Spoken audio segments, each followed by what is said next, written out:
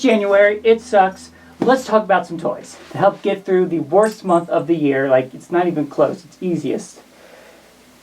The worst month. We're going to be talking about a toy every week. So as you can see for the first day, I've got Krusher. Also, I've seen referred to as Krusher, the gruesome growing reptile. Not a euphemism. So don't laugh.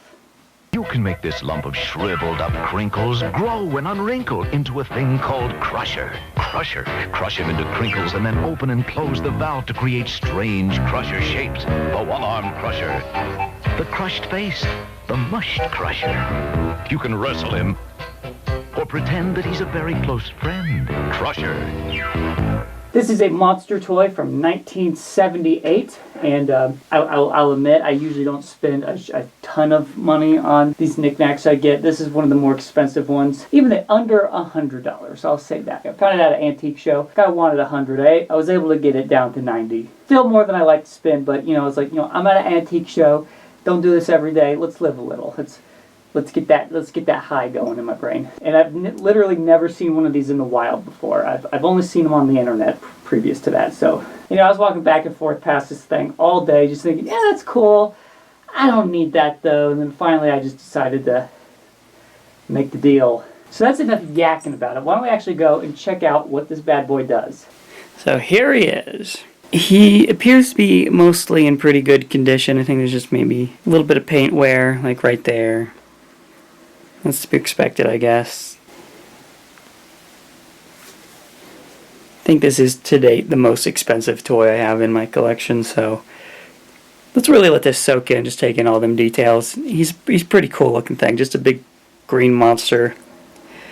Obviously, this was a bit before my time, but I feel like I would have loved to have one of these as a kid. This would have been a fun thing to just have smashing army men, throwing tanks around.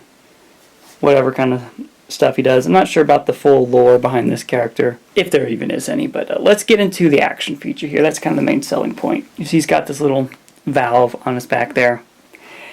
Now, I don't like to do this too often because he is kind of an older toy, but we're just gonna, for the sake of the video, I'm gonna do this once and probably never again, honestly. I think you just unscrew that, yep, pop it out. I'm gonna just show you that again, I feel like I didn't get a good... Yep, pops out like that. When you do that, air can now escape out of his body. So, let's go ahead and try crushing. This is why he's called Krusher, because you can crush him.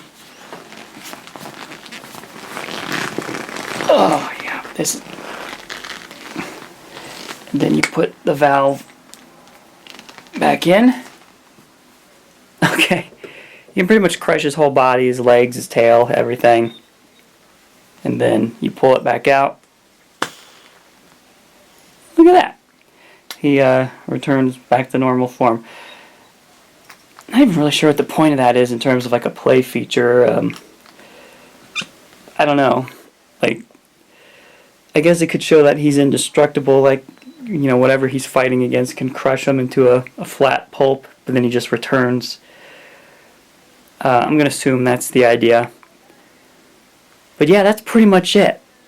Doesn't do a whole lot, but I think the best toys are usually the simpler ones. Whenever I was a kid and I got like some like robotic toy with 50,000 features, I usually didn't play with it that much. Because they just don't have a lot of imagination potential, I guess. This thing can do whatever within the boundaries of your mind. My dog is being bad, so if you're hearing annoying noises, that's her. Do you mind? Can I record a video? Can you stop making a fuss? You look ridiculous. That's a cat door. So that was Krusher. Thank you for watching. Don't forget to stay tuned for next week. I'm going to be doing a new toy review pretty much until the end of January. It's actually going to dip, I believe, just a little bit into February because there wasn't enough Saturdays in January, which makes sense. It's January. But yeah, tune in next week. We're going to be talking about this.